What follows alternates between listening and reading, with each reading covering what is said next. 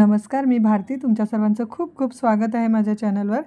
तर आज आम्ही निघालो आहे रायगडला जायसाठी. इकडे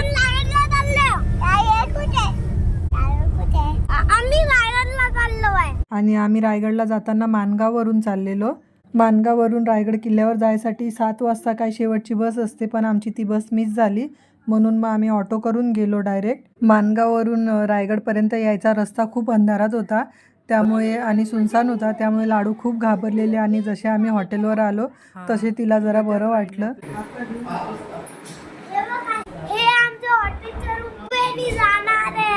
तर आम्ही सकाळी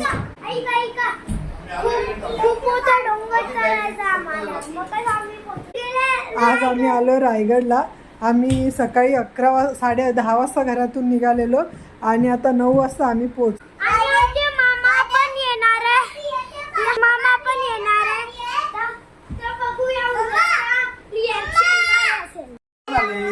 आता मामा करत होती, आता जात नाही का मामाजवळ? हे आता जात नाही मामाजवळ.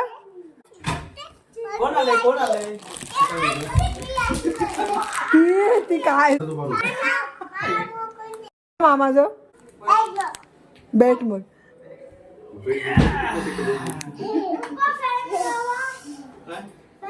मामा आले. आपण मामा कशी आली? चालत आली? तुला भीती वाटली? मग काय केली तू? हिला भूत होता. कुठे होता भूत? आणि नंतर फ्रेश होऊन आम्ही गेलो जेवायला. आणि दुसऱ्या दिवशी आम्ही सकाळी 4:30 वाजताच उठून तयारी करून ठेवली, कारण का रोपवेसाठी खूप लाईन असते. तर जेवढ्या लवकर जाऊ तेवढ्या लवकर आपला नंबर लवकर येईल. आणि रोपवे हा 7 वाजता सुरू होतो.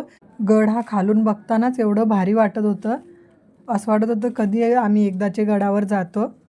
लाडूची बर्थडे मॉर्निंग. कुठे चाललो आपण? हां, माहिती नाही आहे. कुठे चाललो माहिती नाही आहे. रायगडावर. तर आज आहे आमचा डे 2 आहे ना. आणि आम्ही सकाळी 5 वाजताच उठून बसलोय. काय झालं तुला? हां, पोलिसांना बघून घाबरली लाडू. पोलिसांना बघून घाबरला.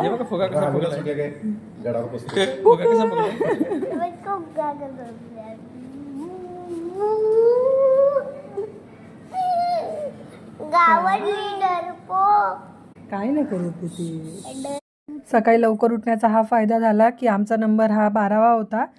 तर इथे रोपवेला आपला नंबर लागेपर्यंत छान अशी बसायची सुविधा केली आहे. तर तिथेच बसून आम्ही वाट बघत होतो आमचा नंबर यायची. आणि इथे रोपवेची सुरुवात झालेली आहे. 7 वाजता त्यांनी रोपवे सुरू केला. तर रोपवेसाठी मोठ्यांची तिकीट 315 होती जाऊन येऊन, आणि निहालची काहीतरी 225 का 215 घेतलेली. रोपवेला गर्दी खूप असते, पण त्या लोकांची सिस्टम खूप चांगली आहे. नंबर वाईज ते लोक आपल्याला आत सोडतात. झुपवे नाही, रोपवे. इकडे का बघ, रोपवे. गेट उघडताच इथे दर्शन होतात ते छत्रपती शिवाजी महाराजांचे.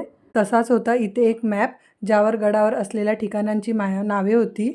तर इथे रोपवे वरती चालली आहे आणि रोपवेच्या एका डब्यात 6 जण बसतात. रोपवेने गडावर जायला जवळपास 5 ते 10 मिनटंच लागतात. तर इथे आम्ही आमच्या नंबरची वाट बघत होतो आणि लाडूचं चालू होतं की तुम्ही काही करा, मला खाऊ द्या. लाडूचा बड्डे होता आणि लागून सुट्ट्या आल्या होत्या, म्हणून मग आम्ही विचार केला की कुठेतरी फिरायला जाऊया. रोपवेमध्ये बसल्यावर सुरुवातीला थोडी भीती वाटत होती, पण जसा रोपवे सुरू होतो तशी काय भीती मनातून निघून जाते. रायगडावर जायचं अजून एक कारण असं होतं की गीतांजली ताईंनी आम्हाला सांगितलेलं की निहालची परीक्षा संपल्यावर आपण रायगडला जाऊया, आणि त्याच्यासाठी आम्ही प्लॅनिंग करत होतो, पण ते शक्य झालं नाही. आणि ताई गेल्यापासून आई पण घराच्या बाहेर निघाल्या नाहीत. तर आम्ही विचार केला आता 10 महिने झाले आई बाहेर निघाल्या नाहीत, तर ताईंची इच्छा म्हणून आई बाहेर निघतील. आणि तसंच झालं. ताईंच्या इच्छेसाठी आई आमच्यासोबत आल्या. रोपवे जशी वर जात होती तसे कानात असा वेगळाच आवाज येत होता. काय वाटते? मला खूप भीती वाटते.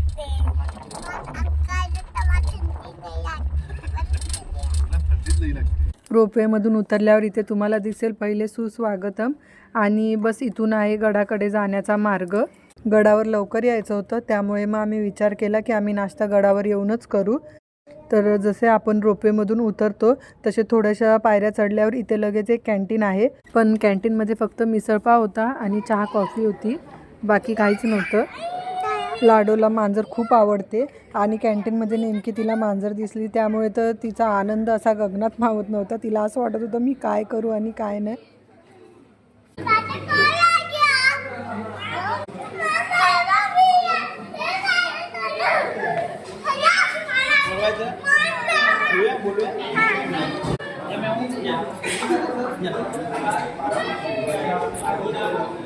कोणाला बोलवते? आणि मग आम्ही निघालो किल्ल्याकडे. तर किल्ल्याची माहिती जाणून घेण्यासाठी आम्ही एक गाईड घेतला होता आणि त्यांनी खूप छान पद्धतीने माहिती सांगितली किल्ल्याच्या प्रत्येक ठिकाणाची.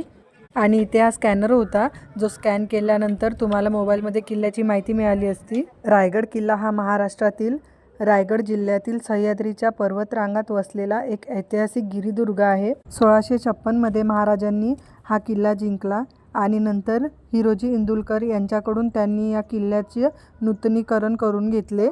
तसेच 1674 मध्ये महाराजांनी रायगडाला आपली राजधानी बनवली आणि इथेच महाराजांचा राज्याभिषेक सोहळा पार पडला. गडावर पायी जायचं असेल तर सुमारे 1400 ते 1500 पायऱ्या आहेत. गडावरचं वातावरण खूप छान होतं.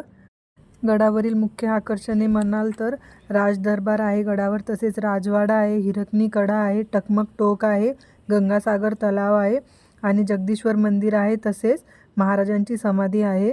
तर हॅलो, आता आम्ही शिवभक्तांनो आता आम्ही गडावरती आलेलो आहे.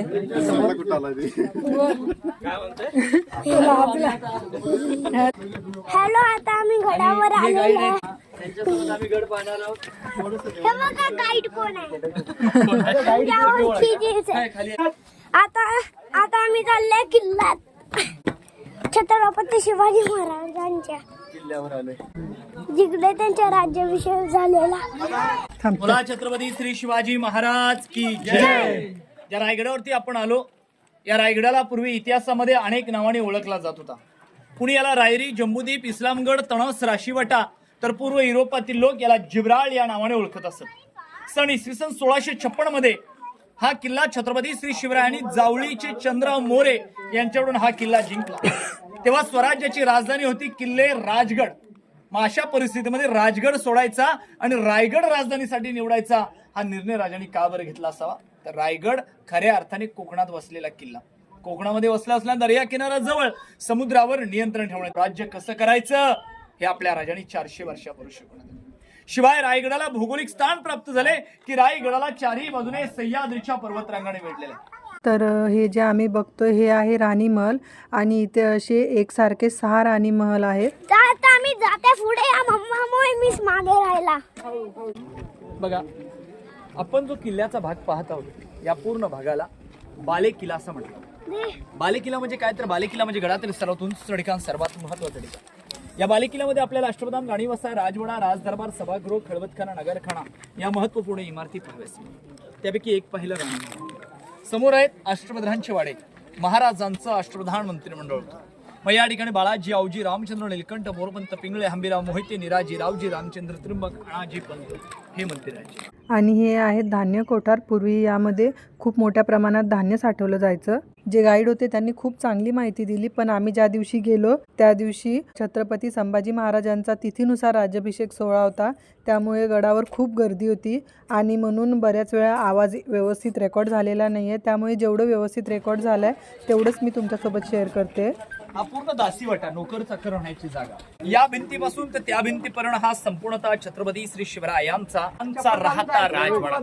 तो 3 एप्रिल 1680 चा दिवस. महाराष्ट्राचा सूर्य महाराष्ट्र पोरका झाला. राजाने आपला अखेरचा श्वास याच ठिकाणी याच चौथऱ्यावरती सोडला. आणि मग इथून देहेश्वरा प्रण गेली आणि त्या जगदीश्वराच्या प्रणांगणामध्ये महाराजांच्या देहकलेला आगळी देण्यात आली. हा राजांचा पूर्णत्व दुमजली इमारतीचा राहता राजवाडा होता. या राजवाड्यामध्ये 4 चौथरे. 1 नंबरचा दिवाण, खास लोकांशी सल्ला मसलत केली जायची. 2 नंबरचं सचिवालय जिथे कागदोपत्री व्यवहार केला जायचा. 3 नंबरचा मुक्पाखाना, किचन रूम आणि हा शयन कक्ष, आराम करण्याचं ठिकाण. या ठिकाणी हे राजांचं पिण्याचं पाण्याचं टाकं आहे. डाव्या हाताला दिसते न्हाणीघर, स्नानघर आहे. च्या पायी की रायगडावर खडे पसरले शिवरायांच्या पायी, हीच माणिक मोती, दुसरी धनदौलत नाही, दुसरी धनदौलत नाही. बोला छत्रपती श्री शिवाजी महाराज की जय. आणि इथे होता श्री छत्रपती शिवाजी महाराजांचा राजवाडा. महाराजांच्या आयुष्यातील सर्वात महत्त्वाचा काळ हा या रायगडावर गेलेला आहे. आणि हीच ती जागा जिथे 3 एप्रिल 1680 साली महाराजांनी जगदम जगदम म्हणून आपला शेवटचा श्वास सोडला. महाराजांनी देह ठेवला आणि महाराज रयतेला सोडून गेले. व्हिडिओ मोठा होत होता त्यामुळे मी हा 2 भागात डिवाईड केला आहे. तर चॅनलला नक्की सबस्क्राईब करा.